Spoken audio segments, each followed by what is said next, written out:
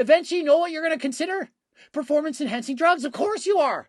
You're looking for a way out. You're suffering to this extent. You haven't reached your dream physique, and you think, well, if I took that, maybe that could help. And at that point, you know you've gone too far.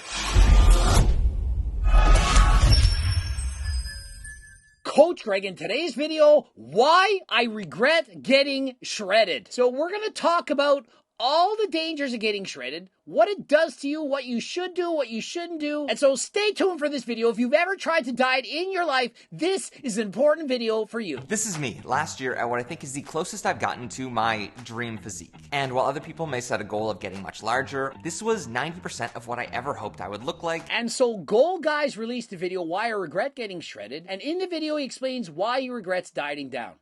At first, results were amazing. Dieted down, could see the abs, was loving his body, loving his transformation, and he states he'd nearly gotten his dream physique. He was 90% there. And during this time, his self-esteem, his health, everything, he felt better. And so what's the problem? What happened? What went wrong? What actually happened led me to feel the worst I have in a long time about how I looked, completely stagnate in my training, and for the first time ever, seriously consider taking performance-enhancing drugs. And so he thought, if getting 90% to my dream physique makes me feel this good, well, imagine if I get 100% there.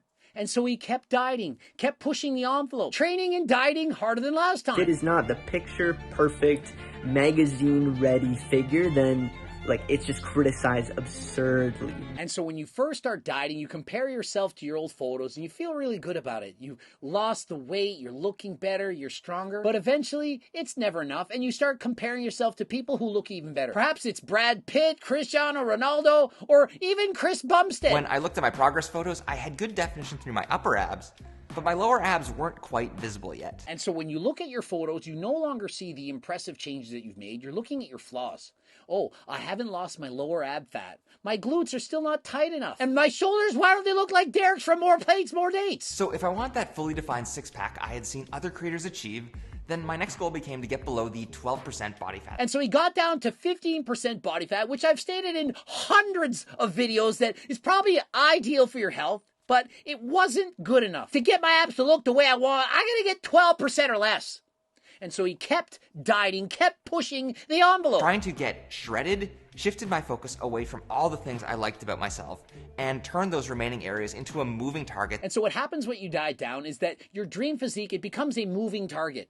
At first, you think, wow, this is amazing. I've lost 10 pounds. It's great. But once you keep going, you start seeing your flaws, and body dysmorphia very often can develop. And in fact, 1 in 4 males is at danger of developing body dysmorphia, almost always as a result of dieting. And I'm not making this shit up. There's literally studies out there proving this. So it's not just for women anymore. Back in the day, mostly women were pressured to look a certain way. And today, 2023, both males and females have so much pressure to look better than last time. But as any new lifter has probably found out, those quick gains you make starting out become slower and slower the further you progress. And so at first, dieting, losing weight, it's easy. It's kind of like building muscle. When you first start, newbie gains. When you first start dieting, it's like newbie losses. You're above your predetermined genetic limit for body fat, and so very easy to lose weight. But as the dieting keeps going, increases in ghrelin, hunger hormones, slower metabolism, makes it that much more difficult to lose weight. Cheat meals got fewer and fewer, and with no one telling me about Coach Greg's cookbook, buy my freaking cookbook, I was gradually making bigger sacrifices with my diet to continue seeing progress. And so as the diet kept getting harder, he had to keep cutting out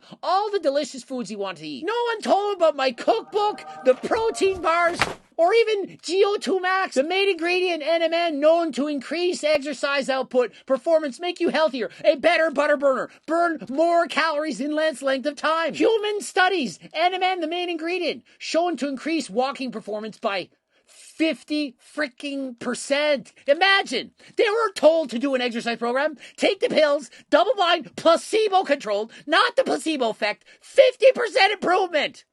And so, what's wrong with you? Why are you not using this? Oh, I can't lose weight, but I don't have Coach Greg's cookbook, I'm not taking GO2 Max, and I'm not eating protein bars. Well, no wonder you're not losing weight. At this point, I was maintaining the strictest diet yet, training 5 to 6 days a week, while walking every morning and seeing my results move at the slowest pace yet. And so eventually enough is enough. The body fights back. You start having lower testosterone levels from over dieting. Your metabolism slows down. You feel like garbage. You have a decreased libido, low sex drive, no energy, brain fog, all a nightmare. All the while starving, being hungry. And so eventually you give up and you yo-yo diet year after year. That's what everyone does. I mean, who would have thought that there would be some bodybuilder out there that's dieted for years that would have written a book on how to lose weight, keep it off for the rest of your life, known as the Circle Diet book? Well, no one would have ever written that book. I mean, it's not as if it exists. Code Greg, 10% off. And so calories in, calories out. If you can stick to the diet, you have the strongest motivation in the world, the best willpower, eventually you can do it. It's calories in, calories out. But does that mean you're going to feel good? Of course not. Eventually get you below your genetic set point and your body fights back. And at that point, you need to ask yourself, is it worth it? And for him, it wasn't worth it. And so what's the message I keep preaching? Halfway there. Does that sound realistic? Do I sound like a horrible coach? Oh, Greg has the worst advice. Tells people to go halfway there, to not chase after single-digit body fat, to have realistic goals and expectations, not to reach for the stars but settle on the moon, to set a target and go for it and achieve it. The amount of detail that is required to go from 15% body fat to like less than 10 is far greater than 30% body fat to 20. Exactly. It's so much easier to get halfway there than the full way there. The first 10% body fat you're trying to lose, gonna be easy. The last 5%, it's a nightmare. And so if you think you need to be single-digit body fat like Alex Eubank, Joe Frazier, the rest of these guys, eventually you know what you're going to consider? Performance-enhancing drugs. Of course you are. You're looking for a way out. You're suffering to this extent. You haven't reached your dream physique, and you think, well, if I took that, maybe that could help. And at that point, you know you've gone too far. I would say that's where it starts to enter that territory of a short-term project versus a long-term sustainable way of living. And so what do I preach? Main gain. Oh, it doesn't work. That makes no sense. You should bulk and cut. Really? Why should you bulk and cut? If you cut to the point that you can't maintain it anymore, you've cut too far. You feel like shit, you don't have energy, your testosterone levels are lower. And of course you could take G-test to boost your natural production of test, but wouldn't it be better to just eat more? To be happy with your physique, perhaps 15%, some with better genetics, 10, those with worse genetics, 20? But no, Coach Greg, he offers horrible advice. Do I really? Perhaps you just don't understand my advice. Because if you really think about it, when is being healthy a bad thing? Because I was so cautious of losing muscle mass while in a deficit, my cardio was limited to walking in the morning and doing 30 minutes of swimming twice a week. And so what happens is eventually you diet to the point you start losing energy. You don't have the energy to do the cardio you want to do, and you feel like garbage. And consider this, every bodybuilding show I've ever done, I've decreased my cardiovascular performance despite doing more cardio than last time. That's right.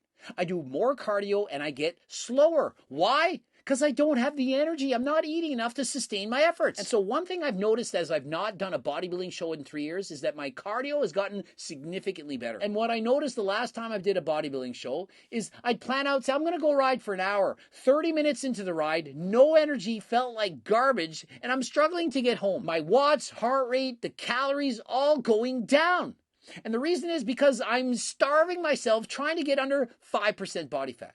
But I chose to do that for a bodybuilding competition. It's temporary. And I knew after the show was over, of course I was going to eat in a calorie surplus and once again return to maintenance. And at that point, I could main gain. And so rather than striving for an imaginary man-made idea of health and fitness, why don't you try to actually be healthy in the real world? If you notice you're getting weaker on your lifts, you don't have the energy to do the cardio you once could, then consider stopping the diet.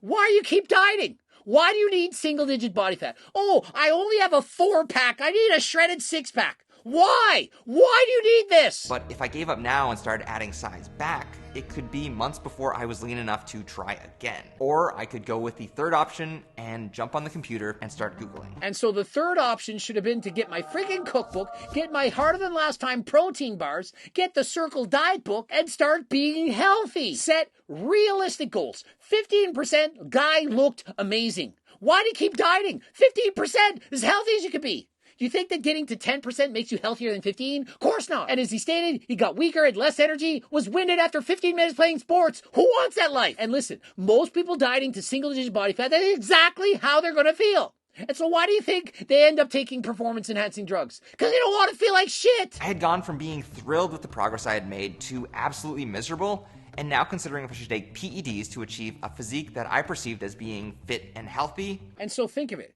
He went from being thrilled from the progress he'd made to looking for performance-enhancing drugs to cheat his way to getting those benefits. And so rather than being healthy with getting 90% of his dream physique, of which I say halfway there, it's all you need, the guy was willing to use PEDs to get all of it.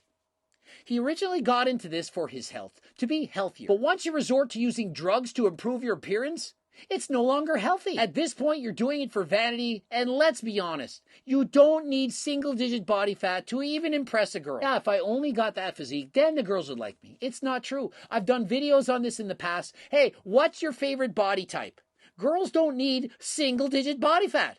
They like wide shoulders, they like a small waist, they like a healthy athletic guy. But you don't need to be shredded. And oftentimes we say, ooh, gross. Some girls, they see a bicep vein and say, ooh, I don't like that. You're really lean. And so if you think looking like a bodybuilder is going to get you a bunch of attention from girls, it's not. A lot of guys are going to say, oh, I want to look like that, because then I can get girls. And what do you get? You get guys. And so if you're gay, great. But if you're trying to get shredded to impress the girls, not impressing the ladies, it's impressing the boys. I'm much happier trying to stay in a 13 to 15% body fat range, where I feel stronger and have more energy that I can put into other goals that have helped me get back to a place where I feel excited about training. And so there you have it. Video after video keeps telling people over and over again that what I've been preaching for years is the way to go. Main gain. Stop trying to diet to get shredded and think you can maintain single-digit body fat. The results, lower testosterone, lower libido, brain fog, lack of sleep, feeling like garbage. Stop comparing yourself to other people. Compare yourself to yourself. Did you get halfway there? Have you improved yourself? Then congratulations, you win. Do you know when you lose? When you keep striving for excellence and thinking you're not good enough, thinking you're not worthy, focusing on your flaws, developing body dysmorphia. This is not good. This is not what you want. What you want is your health. Get in 150 minutes of cardio a week, follow a balanced and healthy diet, try to get somewhere between 10 and 20% depending on your genetics, likely 15, and stop thinking you can just maintain single-digit body fat. You do that, you're going to be healthier. Please like the video if you liked it. Subscribe, click the bell button, comment for the algorithm. Watch the bloops, HTLT subs, cookbooks, training books, coaching plans by me and my team. Click the link in the description. Use code Greg. Save you 10% off. Follow me on Instagram, Greg Doucette IPU Pro. And until next time, I'm out.